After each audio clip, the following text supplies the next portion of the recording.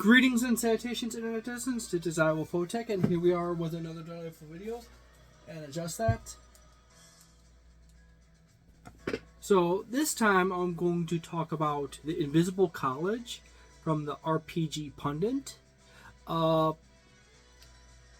Just to forewarn you, he is a rather interesting individual. But anyways, he is also one of the people that was a major contributor to Dungeons & Dragons 5th edition, and he was often he was cited as being he's one of the people that thought of, like, let's restrict the number of classes in Dungeons & Dragons 5th edition and focus on subclasses. So there you go. So here we go with the Invisible College. The Invisible College core rulebook is a core rulebook in itself. It contains all the essential things you need to run the Invisible College. The Invisible College is classified as an OSR 3rd wave or 3rd generation or type 3 OSR product. 1st generation or 1st wave / type 1 is the original wave of OSR products, and they're typically what most people think of when they think of OSR, which is basically take an old game system, compile all the rules from multiple books into one thing, and then remove all the copyrighted stuff, and then re-release it with just a bit of flavoring added in. 2nd generation or 2nd wave OSR, or also known as Type 2, is OSR games that came after that, where you took old school games and then you added in new school concepts to them. And that's like a 2014 thing. That's when the peak of them were. So, yeah. So you got the general gist. A good example of the most recent one is Shadow Dark, is basically a 2nd wave OSR product. It's a late 2nd wave OSR product, which is very much a early 2nd wave OSR product, but it's basically a 2nd wave OSR product. It's not entirely original. There's dozens other 2nd wave OSR products that basically are in the same vein as Shadow Dark. And then you have 3rd wave or 3rd generation OSR products, which is the Invisible College. Now, the difference between the 1st and 2nd wave is that the 1st wave is pretty much replicating, just organizing it better, the old system. The 2nd wave is, let's add some updates, some new school updates. So you take, like, Beck Me Dungeons & Dragons and you add Ascending AC, you split the classes, the ancestries from the classes, and you do some minor adjustments to make it more palatable for newer generation gamers. 3rd wave OSR is like, we got the basic structure of an OSR game, and then we pick and choose a system. Say, like in the case of Lion and Dragon, which is also another 3rd wave OSR product, and Invisible College, which is also another 3rd wave OSR product. And let's abandon the magic mechanic of the Vancian system in which Dungeons & Dragons use, and utilize an entirely new system for Magic. But we retain all the basic mechanics. So if you know how to play Dungeons & Dragons, you pretty much know how to play Invisible College or Lion and Dragon, except when you get to the magic part, because the mechanics used for magic is quite a bit different. Lion and Dragon is a medieval, authentic fantasy OSR TTRPG. I have a video of Lion and Dragon. You can go ahead and check that out if you want more information on it. Now, the Invisible College and Lion Dragon and Star Adventurer are all basically Krasimir Bursky's or RPG's Pundit's three siblings of RPG systems. It's a trio. Star Adventurer is in the future. Invisible College is in the now, set in the modern era. You got cars, you got airplanes, business suits, cities, technology, everything else like that. And then Lion and Dragon is set in ancient times with sort of a modern, well, generally like a fantasy, the classical fantasy setting in which most people think of, but actually dialed to actual medieval flavor in it, as opposed to Dungeons and Dragons, which is high fantasy with just a tinge of medieval in it. It's sort of mock medieval. The Invisible College, by the way, this is the Amazon print version, which is actually considered to be the inferior print version of it. The superior print version is actually the hardcover, I think, off of Drive-Thru RPG, the print on demand. But anyways, let's get into this. This is a modern day occult TTRPG that its magic systems are very much built on the principles, the basic structure of actual beliefs of magic in the world. So if you've been a person who've stopped and like looked up Wiccan magic or runes and mesmerism and and hermetics and other different types of magic systems that people believed in around the world, you find them in this book. First and foremost, let's get it going. As I said before, this book is a core rule book, so it contains everything for the game master and the player. The book starts out fairly nice and all. I do have to dock a few points because the idea of using a light brown background with darker brown text is a terrible idea. Please don't ever, if you're going to make a book, do not put brown on brown. Some people don't have really good eyesight, and it's not going to be really easy for them to read or see all the details.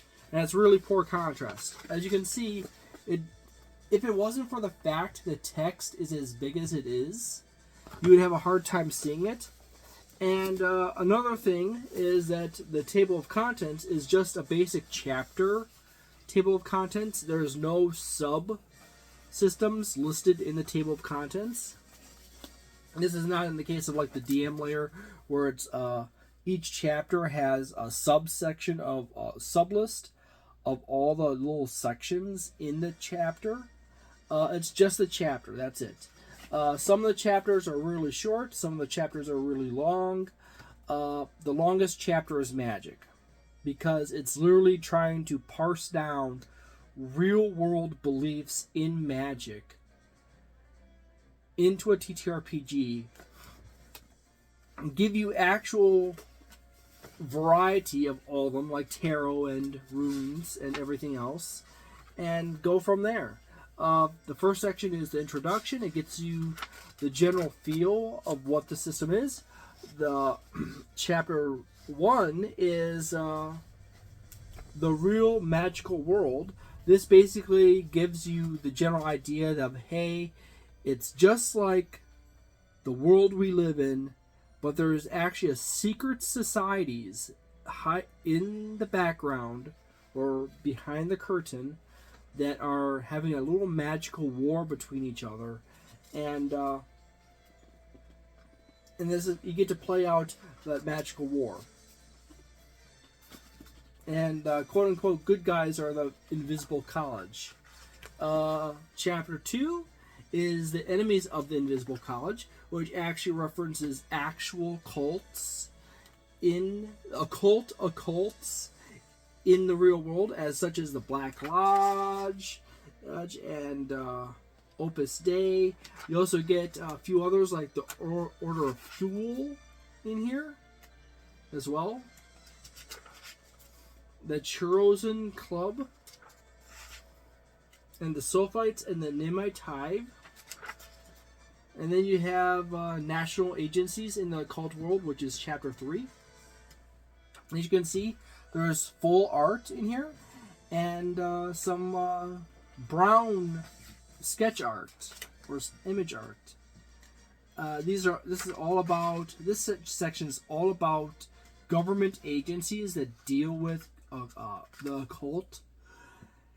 And then there's chapter 4, which is real magical organizations of non-Western origin, which is, you get yourself some Buddhism, and you get Hinduism, and you get a few other cultures in here. Central America, interesting enough, if Krasimir Bernsky or the RPGpundit is watching this video, seeing as he is a Latino, I would probably really like to see him to do a TTRPG dedicated to Latin America. So there you go. There's chapter 5 is all on secret societies like the Bohemian Grove, Opus Dei, Illuminati, and so forth. And then I'm going to skip a few pages.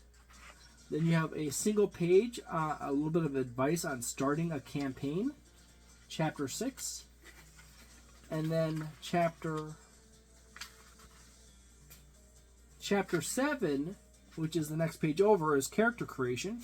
If you have ever played Dungeons and Dragons, any of the old school ones or even the newer ones, this will be exceedingly familiar. You'll have all the same basic stats like strength, dex, con, intelligence, wisdom, charisma. Same basic modifier setup as in like Dungeons and Dragons 5th edition. So if you've played Dungeons and Dragons 5th edition, you should not terribly be far off for how to play this game. There's only going to be a few modifications you're going to have to mentally adjust for. You have a section on backgrounds and education.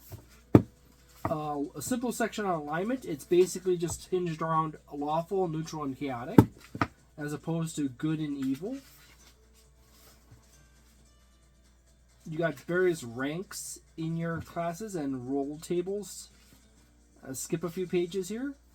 And then you have hall structure and resources, which is basically you setting up your organization for chapter 8. And there's also a few random rule tables in there for names of the organization, as well as a few other things, as well as your base operations and so forth. Then you have chapter 9, which is on skills, which if you've played Dungeons & Dragons 3.5 or 5th edition, is not terribly far off. You, however, have a few new ones in here, like disguise, etiquette, farming, and gambling as skills, which are not in other in 5th edition. You got experience and advancement. The experience point system for Invisible College is actually rather simplified. Just to get to level 2, you need only 2 points of experience. To level 3, you need 5. To level 4, you need 10. You get all the way down to level 13, which then is 70. And every level after that is an extra 10 added on top of the previous. There's also various ranks tied into it as well. Chapter 11 is all on equipment, such as gloves, guns, clubs, spears, polearms, knives, bats, etc. You got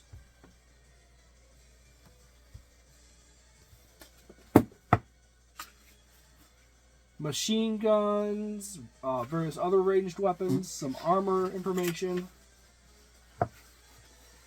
Then you have chapter 12, which is the chunkiest chapter in the entire book. It's all on magic. It tells you about the basic principles of the magic system. However, it's not even just a single magic system. It's many magic systems. You got rules on attainment. Before you can perform magic, you must gain control of yourself.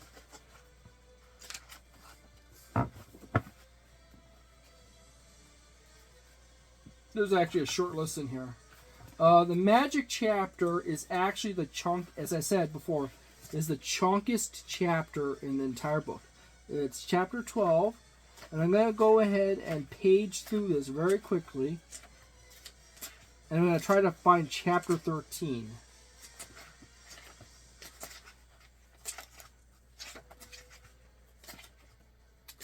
There's all kinds of stuff in here.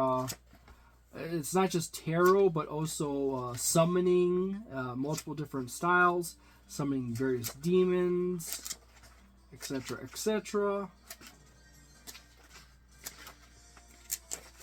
It's not just simply fireball. It's like 353.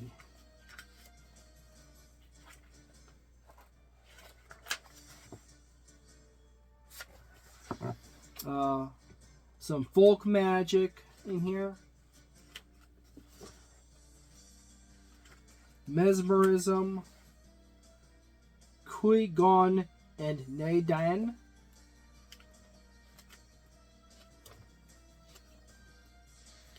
Concept of Tulpa. Okay, it goes to... That's the entire magic section. All the magic systems in it, as well as the spells and summons. And you could really see how much of the magic section takes up the whole book. Then you have chapter 13, which is Game Master Procedures. Basically how to run the game for your players. And it covers prone and dodging and using of other weapons, as well as various conditions in which your characters can develop, like megalomania and paranoia. It's important when it comes to managing magic in this system that your character maintains as much control as possible of themselves. But then there's also a cost in summoning various creatures and the advancement of power your character gets. So, yeah, you can unstabilize your character's mind. Chapter 13 is Creatures and Opponents, which is basically the bestiary in the back. It has various just normal people you can get into conflicts with, as well as various demons and other monsters like the zombie, as well as various constructs that can be summoned up in occasions. And then you have Appendix 1, which is the famous members of the Invisible College. And then you have Appendix 2, or Appendix B, which is Power Clusters. And then we have ourselves a little magic index right here of just the basic types of magic, like Abramelian, Ephrapareidolia, astral travel, astrological talismans, astrology, attainment of the path of attainment, banishing ritual, etc. Then we get to the character sheets. Now this is a really good moment of demonstrating the difference between brown on brown versus white and black. It's harder to see this one than this one. So there you go. Overall, my general feelings of this is I have yet to this is into the review, the preliminary review section of the book. This is actually a rather amazing game. I'm actually really interested in actually potentially running this someday. However, I have to then get people into running it. I do say there's a lot of really interesting concepts in here. And being a OSR product, great deal of the mechanics in this book are compatible with other OSR products. You can always borrow and share between them. And you can enjoy it. My preliminary score is roughly around, considering that you can probably buy this book for less than $40 on Amazon or most other sites. It is actually a seemingly good bargain for such price. So it's probably it's between the 3.5 or 3.75 star range at the low end to the 4.25. I'm probably shooting for like the 4-star territory at my guesstimate. Truly, it's one of those things that I would have to actually run because there's so much stuff in this book. Once you get into it, you truly end up understanding the intense depth of this monstrous tome of well over 400 pages, 424 pages, not counting the character sheets. So that is quite a big book. So if you want to purchase it, you can go to Amazon or you can go to TTRPG. I hope you have a delightful day, and a nice, wonderful week, a magnificent month, and see you next time.